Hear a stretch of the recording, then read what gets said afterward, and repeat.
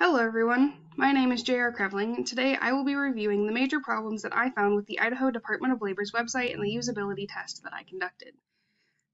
One of the biggest problems that I encountered on the site was in terms of its error tolerance for its usability of the site's search option. When looking for information regarding the Occupational Safety and Health Administration, or OSHA's, workplace safety standards on the site, I received some interesting results. The first thing you do is you go over here to the search bar, or as well as this one down here, and you type in your search. Press enter, and it should take you to a page like this, showing your search results. Now, right now, it's showing me that there's no results, which in and of itself is a problem. However, yesterday, the day before, as well as even this morning, I was taken to a critical error message whenever I made a search over here regarding this information, and a few other things. The message said that a critical error had occurred and told me to check the event viewer for further details. Now, there was very little feedback on what was actually wrong, and nothing to actually explain what the event viewer was or how it could help. Now, going back home, one of the other things that I found difficult was that in society today, the COVID-19 virus has wreaked havoc in almost every aspect of the job market. And due to this, I expected to find many resources for information and help with dealing with things like job loss, sick leave, etc.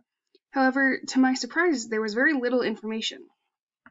As you can see, you scroll through here on this homepage, there's not anything that says COVID-19, no resources there to help you find it or any information about it. So from there, I went to my search bar, typed COVID-19 in, searched, and I'm taken to this page of the results. While there is some information and a few links to click on, some facts, I'm only given 10 results of this, and this is a pretty vital thing that has been majorly impacting those who are in the working community recently. And so there definitely needs to be more information regarding COVID and more resources to help on its site itself. Now, all of these problems aside, the site does make things very easy to find and use for the most part, specifically finding jobs, volunteer options, and training opportunities. Right here, they have employers, which shows you all of the different things you can do there, all of the different job opportunities, job training opportunities, and then over here at Serve Idaho, a whole site leading you to specifically volunteer information in Idaho. So the site does do pretty well in that aspect, and most of the things are all very clearly labeled and easy to find.